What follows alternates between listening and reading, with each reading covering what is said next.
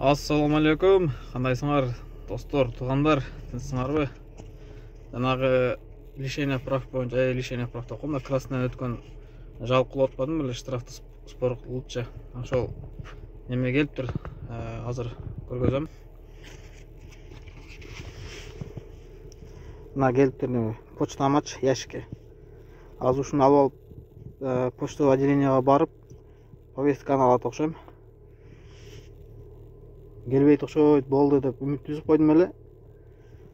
Келиптир акыры. Азыр барып алабыз, Кудай кааласа. Повестканы сотко качан чакырат көрөбүз. Туугандар, алдым. Так, повестка. Мындай болот экен.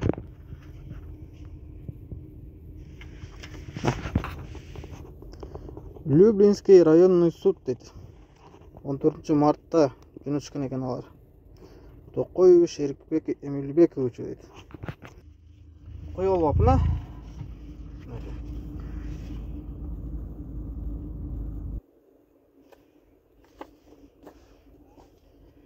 Так, Люблинский районный суд города Москвы дейт. Токоев Люблинский районный суд Москвы направляет вам решение, вынесенное по вашей жалобе по административному правонарушению. Так. Короче, уже был мен повесткада ойлодум эле. Бул повестка эмес экен. Бул уже решение чыгарып коюштур сотчу. Сот 11 мартта болуптур. Мени чакырдык, бирок келген жок деп жазып коюшту, бирок мени чакырышкан жок. Городской судта кайра обжаловать этсе болот деп жазып коюштур. Билбейм, ойлонуп көрүш керек. 11 мартта өттү да сот. Бирок мага келген жок да эч кандай, повесткада эле эч кандай эч нерсе келбеди. Кандай болот түшүнбөдүм. Майли, ойлонуп көрүп да бир иш кылабыз да. Так, короче, азыр ойлонуп отуруп, мындай чечимге келдим. Убактымды кетирип, кыйналбай эле ошо 1000 рубль эле төлөп отурсам. Неме дейт? Короче, неме соттун канцеляриясына чалып сурадым да, мага повестка келген жок. Мен сотко барышым керек эле. Повестканы алган жокмун десем, жөнөтүлгөн дейт. Алдына уксаңар. Повестка. Когда? Вы ее не получили. Повестка когда отправлялся у вас? 13.02 вам она направлялась. Понял, хорошо, спасибо. Вот. И потом уже направили они 11.03 вам направили решение. Да, это я получил уже, да. Вот так быстро уже получили, а это не получили. Странно, очень странно. Ну, вам направлялось. Я вот вам продиктовала адрес. На какой адрес вам направили? Ага, понял. Я тогда в почтовом отделении буду разбираться, да, получается, спросить как-то. Вообще, если вы не согласны, я еще раз вам повторяю, вы имеете право на это решение подать апелляционную жалобу. Подаете к нам в Люблинский суд. Но пишите то, что в Московский городской суд через Люблинский. Понял, хорошо. Спасибо за совет. Спасибо.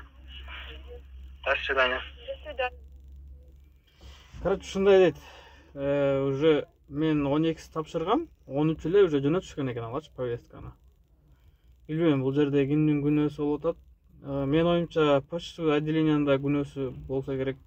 Анан бирок получил деп данныйларын жазып туруп кол коюп берет экенсиң. Анан булар кайра сотко жөнөтөт экен. Мен азыр решениени алганда ошентtim да. Мен жазып бердим, получил деп, районный суд деп турат, кайра алар жөнөтөт экен, алды депчи. Анан берки повестканы булар кантип алды, келбей койду деп сот өткөрүлгөн билбейм. Короче, түшүнүксүз да, баягы. Бул өзү Кыргызстанда билбейм го, Россияда да ушундай экен да. Билбейм эмне кылам. Билбейм эмне кылам деп коем да, болду. Штрафты төлөйбүз 1000 рубльдү. Бир штраф атыбызга жазылып калат. Мындан биян эhtiyat болуп жүргөнгө аракет кылабыз. Булар менен принципке туруп дагы деле барып городской судка жалоба кылсаң болот эле, бирок убакыт кетирбей эле коеюнчу. 1000 рубль төлөп эле коеюнчу. мен биринчи эле жалып калганда чечилип экен дедим да, булар жок дегенде ушинтип баягындай повесткасын жөнөтпөй коюп же башка кылып өздөрүнүн амалын көрүшөт экен да, кыскасын айтканда. Ушундай туугандар.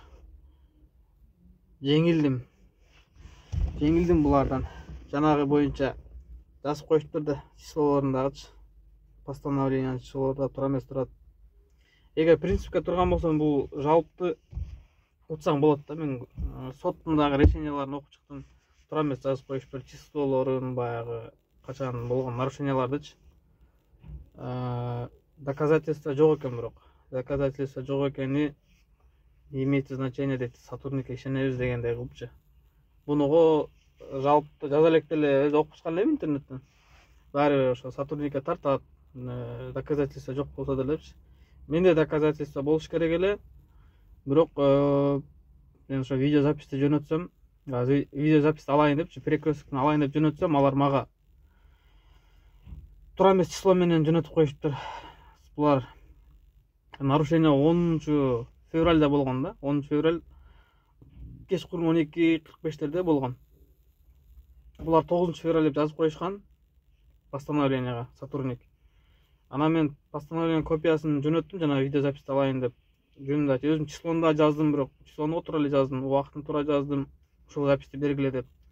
А сотрудник болсо, ошо записти жөнөткөн сотрудник мага тура эмес числону ошо 9-ун жөнөтүп коюптур. Ал ойлоптур, мен числону туура эмес жазып койгом, 10-да деп. По постановлениеде 9-число деп турат да. Ал ошон үчүн 10 көңүл буруп карабаптыр дагы. 9-да ошо куду мени токтоткон жерде дагы бир машинаны токтоткон экен. Ошол записти жөнөтүп коюптур магачы, ошол болсо керек депчи. Ал мага эртеси чалды да, мен дагы жаздым да, силер тура эмес жөнөтүп коюпсуңар, сен эртеси чалып ушундай деп түшүндүрдү. Бирок мен 10-да таппай койдум, ошо бир жарым токтотконун деп койду.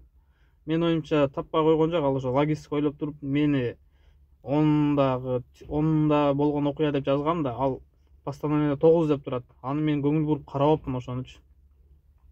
Ал ошо ойлоптур да, ал кайра мага жакшылык кылайын деп туруп, тура эмес видеону жөнөтүп коюн, тураан жөнөтөйүн деп 9-ун жөнөтүп коюп туруп, постановлениега числого карап туруп элечи.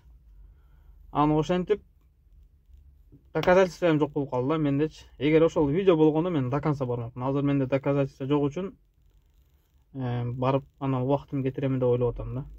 А бул биринчи жалпты жазып койгон себеби протокол составить эткен эмес да. Ошонун негизинде отмена болот экен деп неме жаздым эле. Мени чакырбай коюшту, повестка бербей коюшту.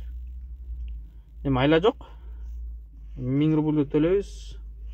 Башы көзгө садака деп туруп. Ушундай туугандар. Кыргызстанда болгондо